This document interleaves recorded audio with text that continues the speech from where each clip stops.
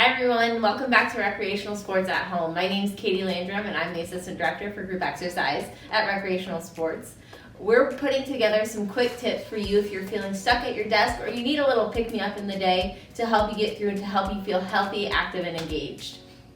Today we're going to talk about some stretches that you can do at your desk or in your chair as you work throughout your day. Sometimes you can feel really stuck in this slouched position, but these stretches will help you open up through the spine and help you feel a little bit taller and stronger as you continue to work. So if you're working away and you notice you need a couple stretches, here are a few that you can start with. As you're sitting in your chair, you can gently look right and left, doing a head rotation, bringing your chin over one shoulder and then back, and then turning to the opposite direction. The main thing here is to only go as far as it feels good. If you start to feel pain or anything, relax on your range of motion. You don't have to get your chin all the way over the shoulder, but you'll feel some stretching on the outside and maybe the back of the neck. You can do this 5 or 6 times each side. And then notice your breathing as you're doing it, seeing how it feels to just move around a little bit. Another couple options you can take is tilting your head right and left. So rather than bringing your chin towards your shoulder, you could take your ear towards your shoulder instead, like this. So tilting one ear is listening to the ceiling, and then coming back to center and tilting to the other side. This one you can probably hold for a little bit longer, maybe 10 to 20 seconds here, so you can feel that stretch along the outside edge of the neck all the way through the top of that shoulder.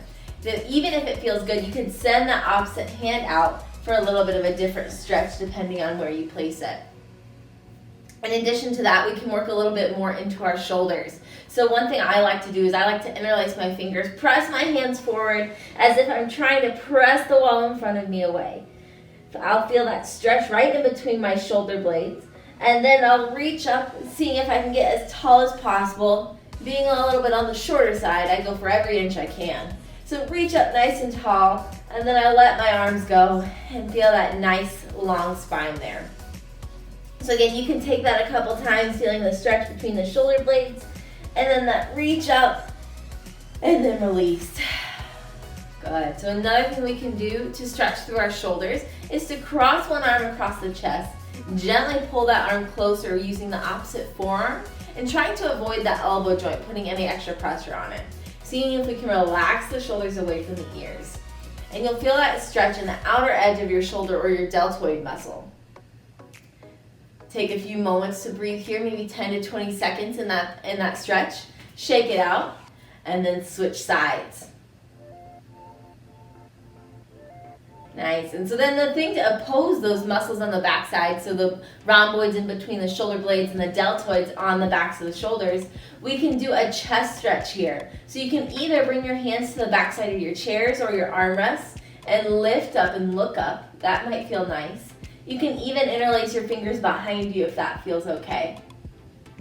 But here, the main thing we want to focus on is reaching up rather than trying to tilt backwards and put that crunch in our back. So think about lifting up and over like a fountain here. Nice. So the other thing we can do for our spine is a cat-cow stretch. So in yoga, these are typically taken on all fours or maybe in a seated position, but we can even do these in our chairs by bringing our hands to our knees. Taking a big exhale as you round the spine as if somebody's pulling you back around the waist. And then as we inhale, lift through the heart, roll those shoulders back like that chest stretch. And repeat this, maybe matching it to your breath. Maybe feeling as though you want to hold for a few seconds in either position. Nice. Your head and your tailbone will go with you on that one, but you'll feel it all the way through your spine. From there, you could even take a trunk rotation. So taking your hand to the opposite knee, other hand to the back of the chair, as you gently turn and look over that back shoulder. Now again, just like those head rotations, only go to the degree that feels best. Maybe it feels good just to turn your shoulders to the corner today. Maybe it feels good to look over that shoulder. Here we want to make sure we're sitting up nice and tall. So rather than leaning back into that chair, think about sitting right on top of your hips and lifting so your crown of your head is lifting up towards the ceiling. Gently release before going to the other side. All right, and last but not least, we'll take some knee tucks. So from here, this will help loosen up the low back a little bit. So you'll gently draw one knee into your chest. Maybe it feels good to have that heel rest onto the edge of the chair or lift it up a little bit higher. But we're gonna think about lifting up through the chest, and you might feel some space open up in that low back. And if it feels good, you can even cross that ankle over and take a gentle hinge forward for a nice outer hip stretch. And then you switch sides. So gently pulling that knee towards the chest, thinking about staying up nice and tall, and then switching sides. And those should be some stretches that should help you feel good while you're sitting at your workstation. A couple things to keep in mind. You'll notice my chair is pretty high and my toes don't touch the floor.